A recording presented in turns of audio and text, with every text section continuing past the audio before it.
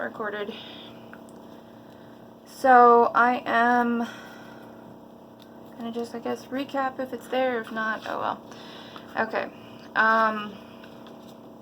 So I have 13 jalapeno peppers. I got for 88 cents at Aldi for the bag of them. I am removing the seeds and the membranes for the most part. Might be a seed or two still on the flesh, but that's okay with me. If I had a larger quantity of these, I would actually dehydrate them, but this isn't a lot. I'm just going to dice up and put into the freezer, and we'll eat it in a bunch of things. It goes into our Salisbury steak that we make with venison that my husband catches. It goes into meatloaf, pinto beans now, because when I made my pinto beans I was out of onion and I substituted jalapeno peppers because I wanted to make sure it had some flavor, and they were the best pinto beans I have ever made. So I will definitely be making them again. I also need to find a recipe for green enchilada sauce. We don't really like the red, but we like the green a lot, and I cannot find it anywhere right now, so we'll see how that goes. But I am planning on planting all of these seeds. So this was cheaper than buying a packet of seeds alone to begin with. The packet of seeds that I found online was $2.79, and it was for 25 seeds. I definitely have a lot more than 25 seeds now. I'm hoping, I gotta look it up online, but I'm hoping I can just like plant that or bury that in a pot and see what happens. If it works, awesome, kind of thing. Got seeds all over the place. Oh well. And then I figured, for 88 cents, I'm getting the diced jalapenos. That can go into my freezer for now because we were out of them. I only had like a tablespoon left in there of the, I buy like the can or the jar, and we only use about a tablespoon to about 1 to 3 tablespoons depending on what the recipe is at a time.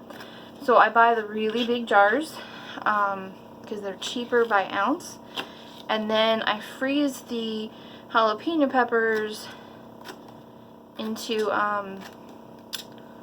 ice cube trays with the juices. And then when I have a recipe, like with my pinto beans, when I sat there and ran out of onion, I just grabbed, I think, 2 tablespoons, which was 2 little ice cubes, and I threw it in, juice and all, frozen, right into my Instapot for my pinto beans. Makes it quick and easy. If I'm doing some other recipes, like my Salisbury steak, I gotta defrost it, but these are not that fine, because of course I'm not that great with cutting these. Kind of wondering if I don't have a food processor. I have a baby bullet for baby food, but I don't want to worry about, even if it's like washed, is there some jalapeno oil left over and my baby have a reaction. I do have a blender though, but then that would make it like more of a paste, I guess. But is that really a bad idea?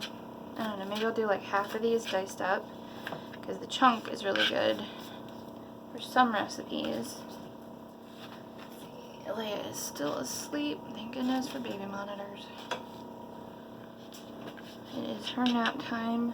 She's got to get up here in about 10 minutes, so I do not have very long, but I don't know, that's a little bit better. I just gotta, I guess, pay attention to what I'm doing.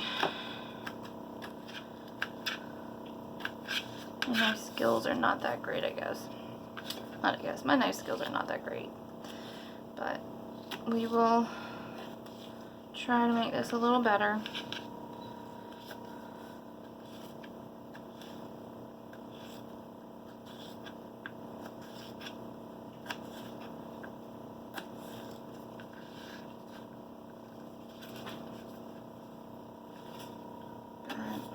I don't know,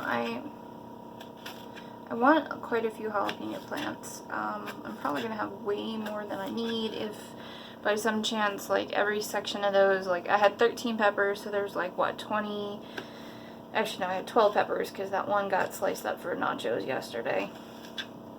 So I'm looking at 24 sections with, like, the membrane connected to the seeds. So let's say for each one of those I get a plant. That's a lot of jalapeno plants. Oh crap, I should have thought of that a little bit better. Maybe I only needed like one.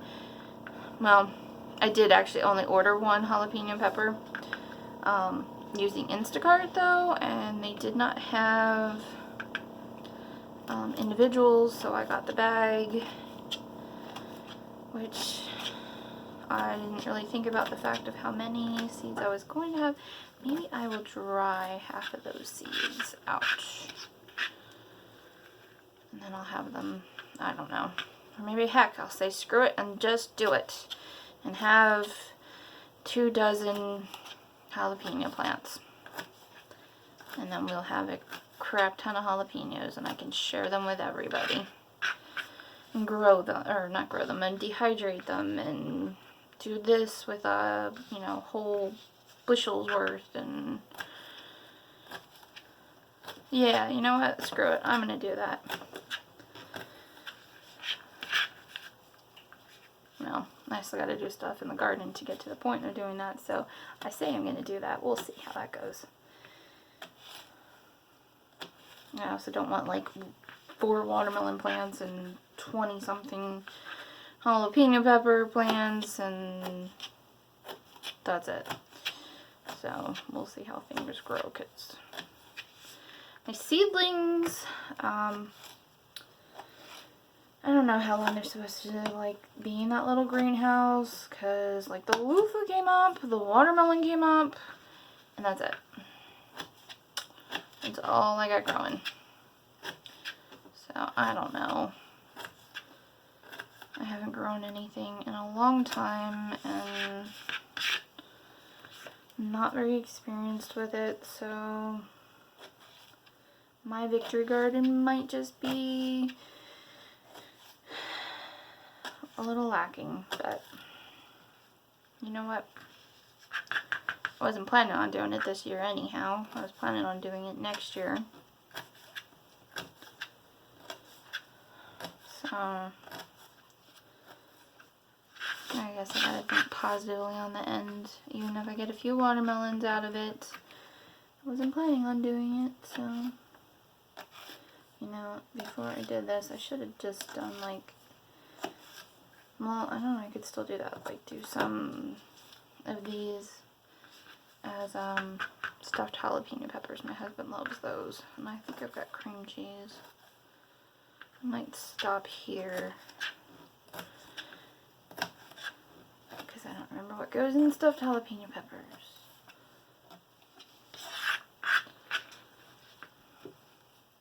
Do I want to stop, or do I want to keep going? That is the question. And then I saved one of my jars.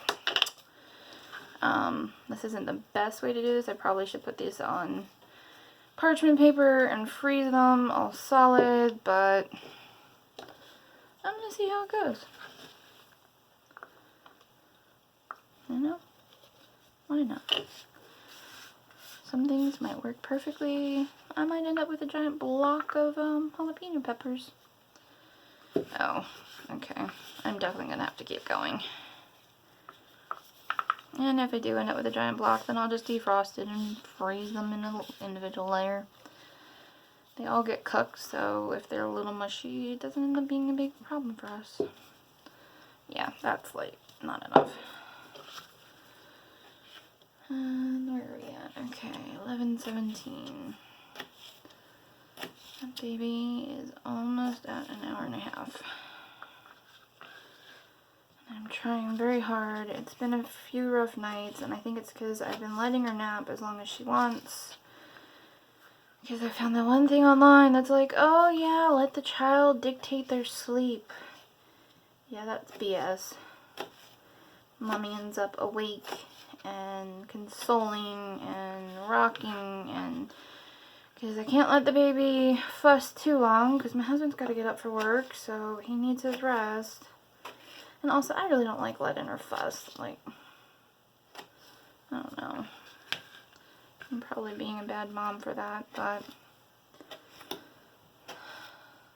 she's so cute, and I love her. And if it wouldn't affect our nightly sleep and life, I probably would co-sleep, to be honest. But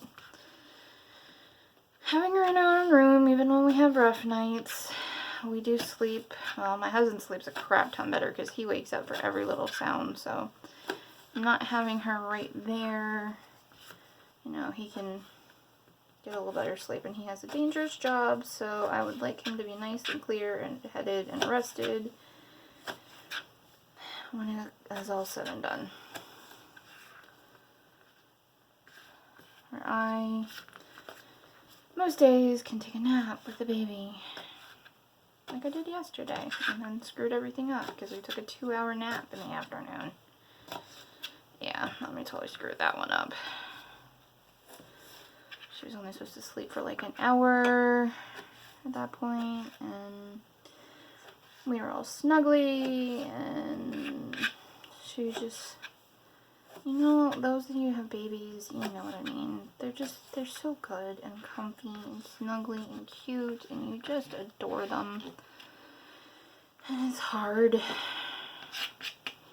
to not snuggle with them, especially when you're exhausted, like, I don't know. But needless to say, she got way long of a nap yesterday. Mama screwed that one up. So today, Mommy is trying very, very hard to make sure that our little nugget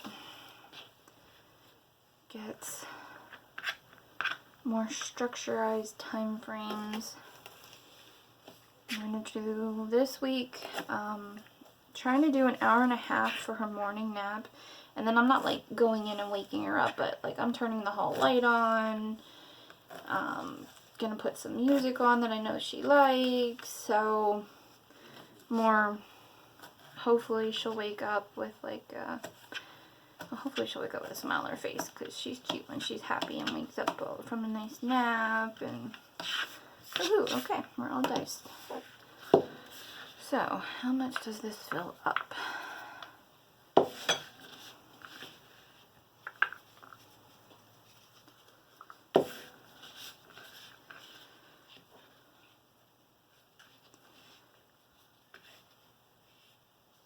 Okay, so this is a 12-ounce jar, and I filled it up pretty much. I don't know if I can get it. It's filled up right to there, so I think that's pretty good. And there's no juice in it, which is kind of a bummer. I'll have to look into pickling, because I don't really know what I'm doing with that part. But wipe all the juices I just got on there off. I don't know. All in all, I'm pretty happy. Refilling my little jar. And I've got a little plate full of seeds, which I am going to probably do a separate video once I figure out how I should go about planting these suckers. And then hopefully we won't end up with like 1,000 pepper plants. Who knows? But you know, it's not such a bad thing if we do, right? Yeah.